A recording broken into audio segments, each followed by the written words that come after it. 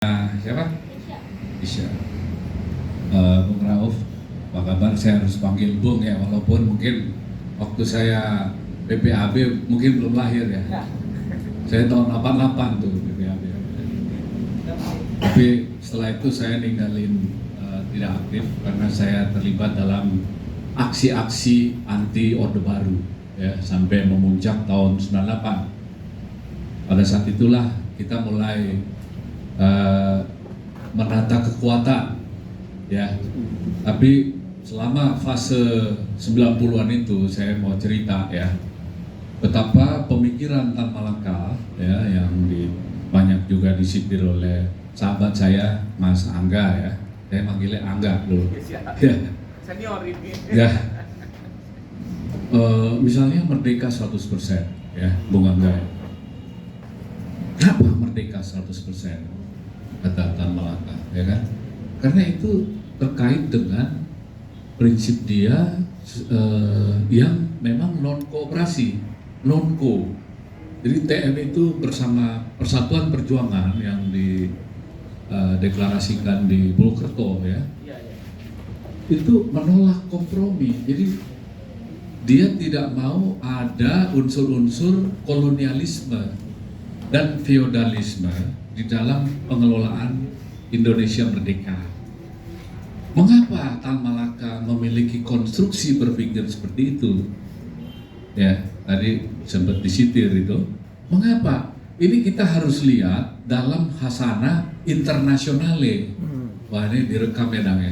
Saya sebenarnya dari dulu saya biasa gerpol ini. Nggak pakai rekaman ya. Kita biasa bergelap-gelap dalam terang ya kan.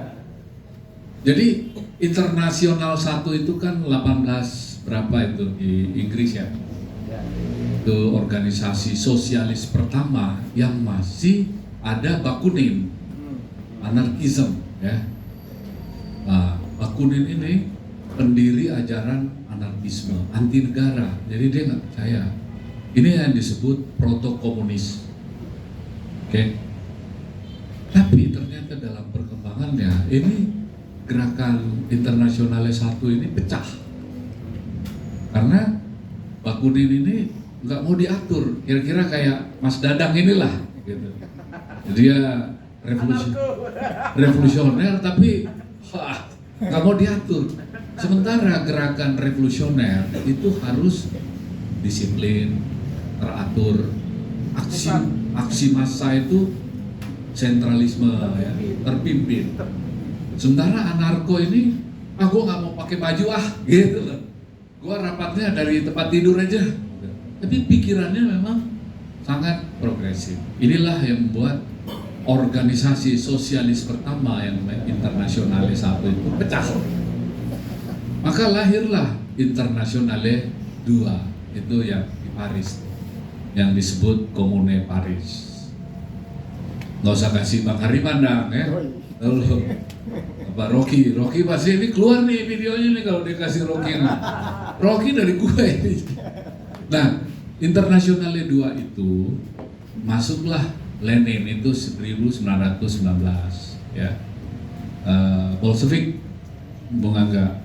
Oke, Bolshevik kan 1905, lalu mereka merebut Duma di Rusia. Oke. Itu masih Tsar Nicholas tuh. 1917 kaum Menshevik dikalahkan oleh Bolshevik. Menshevik itu kira-kira Sosdem lah, ya. Nah, waktu itu internasional 2 tuh tokohnya Lenin, Rosa Luxemburg, Edward Bernstein, ya. Disinilah Tan Malaka mulai baca buku. Jadi pemikiran Tan Malaka itu dipengaruhi oleh perspektif geopolitik internasional 2. Ini beda loh sama lagu internasionalnya ya. Kita kan sering tuh untuk ngirim kado kepada kamerat-kamerat kita yang udah nggak ada ya. Internasionale, itu kan beda. Internasionale. Ya. Itu beda. Ini internasionale itu organisasi sosialis dunia. Kemudian internasionale 2 ini karena dia lebih kepada serikat-serikat buruh, maka dikritik dia bubar. Lahirlah Internasionale 3. Di sini Tan Malaka sudah menulis Narde Republik. Nah ini masukan nih buat Mas Angga ya, untuk memasukkan perspektif internasional ya dalam. Jadi kira-kira Narde Republik ini lahir dalam periode Internasionale 2. Tapi Tan Malaka ya, waktu dia dirikan Partai Murba di Pari dulu ya, sama Jamaluddin Amin di Bangkok ya, itu dia sudah terhimpun di dalam Internasionale 2. Ya, waktu itu Rusia sudah dipimpin oleh Stalin. Nah, ketika Stalin itulah muncul Internasionale 3. Ya, di mana garis pemikiran komunisnya itu sudah state ya, jadi blok. Kayak Soviet tuh dia menganeksasi State and Revolution. Itu ada bukunya tuh, ya. Soviet, Stalin menganeksasi 14 negara, yang kemudian lepas waktu era Gorbachev ya, oke, lepas tuh 14 itu. Nah, kemudian Tan Malaka di akhir hayatnya itu mengikut garis Trotsky, Leon Trotsky. Ya, mengangguk-angguk berarti baca buku ya. Leon Trotsky sama Lenin itu konflik. Bagi Trotsky, komunisme internasional itu hanya bisa dikembangkan dengan Komintern, ya, dengan mendunia. Ya, itulah muncul istilah bergelap-gelap dalam terang atau takiyah ya dalam bahasa ahli syariati ya. Itu dia bermetamorfosa dalam berbagai bahasa. Disinilah Narde Republik ini menemukan relevansinya.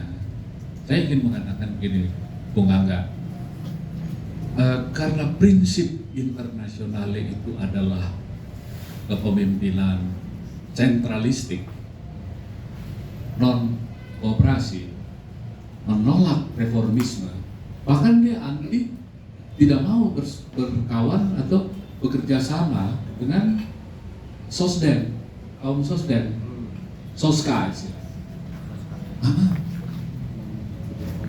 ya, karena dia ingin praktek sosialisme itu harus tidak murni. Itulah yang membuat Tan Malaka itu memilih jalan non kooperasi ya, yang didukung oleh Jenderal Sudirman. Koperasi Merah Putih. Mereka culik Sahrir tuh, ya, Sahrir ya. Lalu kemudian Tan Malaka waktu itu menjelang 10 November ya, setelah 10 November kalau nggak salah, 45, ini 48 nih. Ketika dia dapat testamen dari Bung Karno, mereka mesti cerita tuh. Bila aku kenapa-napa, kata Soekarno, maka orang yang paling bisa memimpin revolusi adalah Tan Malaka. Ya bikinlah testamen politik itu, oke? Perintah Presiden Soekarno. Itu ada dokumennya. Waktu saya kebetulan dekat dengan anaknya Tan Malaka, Pak Julfikar Tan yang di Fatmawati, belum tinggal. Apa? Ya Mas Joyo, kadernya. Beda. Tan Malaka, bapaknya kan Tan Malaka. Ya Pak Maruto. Maruto sama Julfikar Tan beda faksi. Karena Pak Maruto dekat sama Hatta. Nah, itu. Ya kan ini ada bau sosdem nih, gitu lah. Revisionis. Pada saat itu Pak Jul minta saya untuk memindahkan makam Tan Malaka dari Selomanggung ya di Kediri ke Suliki. Ada yang pernah ke Suliki nggak? Belum ya. Ini kan ke Blitar ya. Jadi itu mereka minta bantuan kami. Bung, saya tahu. Bung, aliran Soekarno. Ya, aku seorang Marhenis. Kami keluarga besar Tan Malaka minta bantuan. kami mau memindahkan.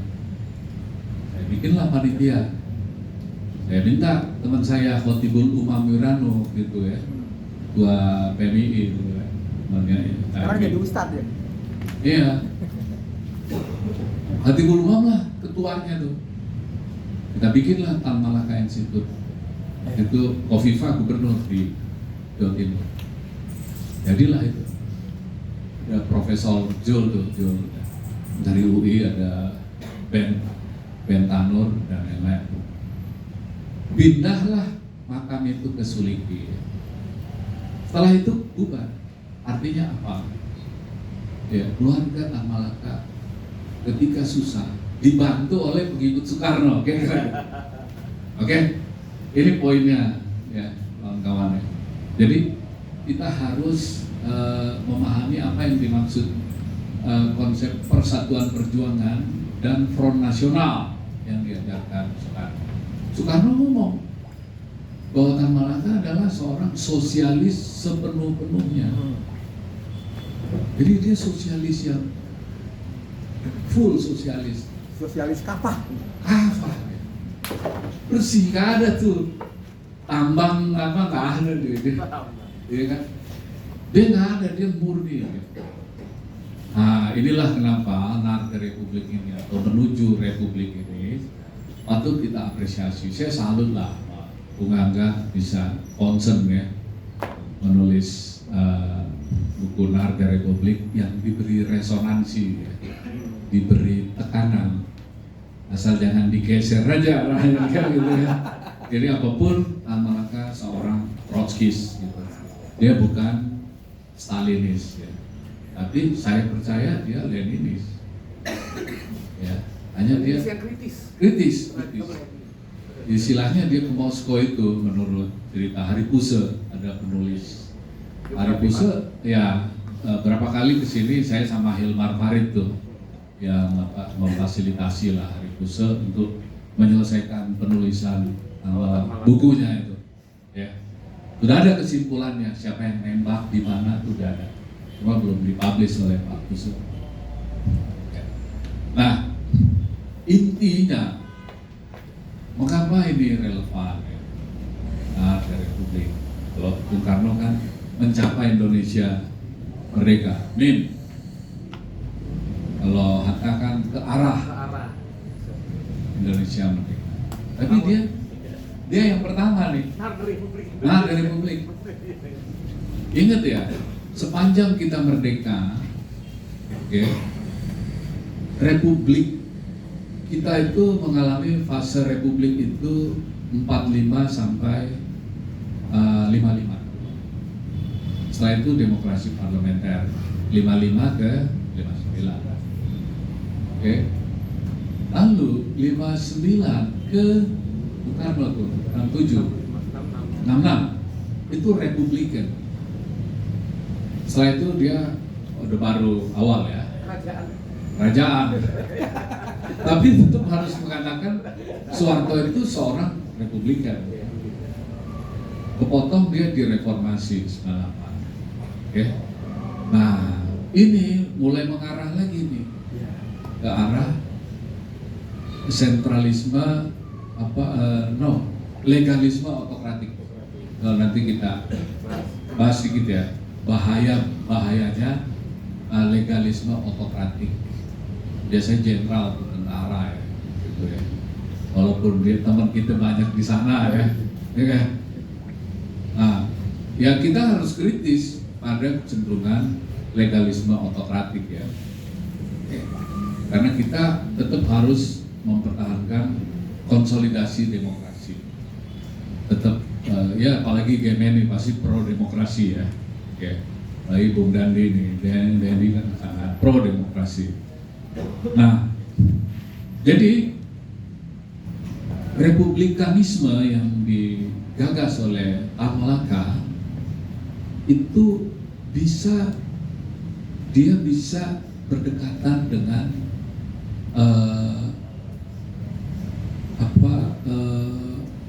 autokratik, karena dia cenderung aktor. Jadi saya sebutkan periode-periode tadi itu kan Bung Karno itu 4555 itu kan seorang yang sangat republikan gitu. Walaupun dia belum seorang otoriter. Dia mulai memenjarakan Natsir, Sahrir itu kan setelah 59 tuh. Setelah dia dirikan Nasakom ya. Itu. Ya. Setelah dia bikin Front Nasional, baru tuh dengan slogan apa namanya? Manipol Usdek. Manipol Usdek itu hampir sama dengan Internasionale 3. Jadi Bung Karno itu pada saat itu memang berafiliasi ke Rusia ya. Dia sangat dekat sama Presiden Rusia waktu itu, Khrushchev. Nikita Khrushchev ya. Bukan lagu Nikita ya. Nikita Mirjani. Tapi agak-agak kalau lihat videonya kan Nikita itu cerita soal barak di Rusia ya. Nah gitu ya teman-teman ya. Saya nggak panjang-panjang, tapi saya hanya ingin memberi aksentuasi aja. Kalau ini resonansi, saya ingin memberikan aksentuasi bahwa dalam perspektif internasional Tan Malaka hadir ya, dalam situasi Internasionale 2 menuju Internasionale 3 yang dipimpin oleh Rusia ya, oleh Stalin. Itu Stalin tuh buruh tani kan. Kalau Mao Zedong kan tani buruh. Beda ini. Kalau Stalin kan bagi tanah itu kolektif farming ya. Tanah seluas ini diambil garis, bagi satu orang satu kepala, satu kakak. Itulah konsep pertaniannya Stalin. Kalau di Indonesia kan beda. Sama rasa sama bahagia. Ada Soekarno. Ada orang yang 1 hektar cukup. Ada keluarga yang nggak cukup. Dikasihlah dia 2 hektar, bukan berarti tidak adil. Nah, karena kita berbeda ini. Kata Dahlan Ranuwiharjo, Pak Dahlan itu seorang tokoh ketua umum HMI yang sangat Soekarnois. Itulah konsep natur ya, dari sosialisme Indonesia. Jadi, dia setuju ada sosialisme ala Indonesia. Dengan catatan kalau kata Pak Dahlan, ya Islam sebagai ideatum centrum, gitu. Dia kan negara nasional tapi cita-cita Islam, itu judul pidato Soekarno kan tahun 56. Mungkin Islam bukan dalam pengertian agama, tapi lelaku. Spirit, ya. Itu. Kelihatan ketua PPHN. Ya. Yoi. Itulah sedikit ya bagaimana persinggungan antar ideologi ya, yang ada pada diri Tan Malaka. Walaupun Tan Malaka sadar betul, Bung Angga, ketika dia nyuruh Wikana dan lain-lain nyulik Bung Karno ya ke Rengas Dengklok, dia kan mengandalkan pemuda, ya kan, pemuda yang baca buku tapi bawa golok juga gitu kan, ya Hadul Saleh kan. Karni itu kan pemuda yang pemberang yang ditulis oleh Kahin itu dalam bukunya kan. Itu nasionalisme dan revolusi, bahwa inilah 45 itu revolusi pemuda gitu ya. Itu bagaimana Tan Malaka itu menggunakan instrumen bunuh culik. Kalau nggak setuju culik paksa gitu. Soekarno kan enggak. Nah itu ada perbedaan tuh. Ada perbedaan pada pola pengelolaan aksi lapangan ya. Tan Malaka ini seorang yang kalau di atasnya Korlap, Jenlap, Ikada itu tahun 45 pertama kita merdeka tuh di Monas tuh, itu Korlapnya Tan Malaka ya, itu yang harus teman-teman ingat. Tapi di situ mereka sepakat, Soekarno sama Tan Malaka sepakat bahwa kita melakukan aksi massa teratur itulah keluar tuh istilah padi tumbuh tidak berisik itu dipakai lagi oleh Tan Malaka. Jadi kekuatan massa aksi, ya, bukan aksi massa, beda deh. Ya, aksi massa aksi itu kelihatan. Orang yang ingin revolusi kekuatannya ada, tapi dia nggak teriak-teriak. Itulah padi tumbuh tidak berisik itu begitu. Massa yang revolusioner, kira-kira ya waktu itu jelang-jelang Mei 98 lah. Orang situasi panas, tapi kok tidak ada gejolak. Itu rejim takut tuh. Gitu.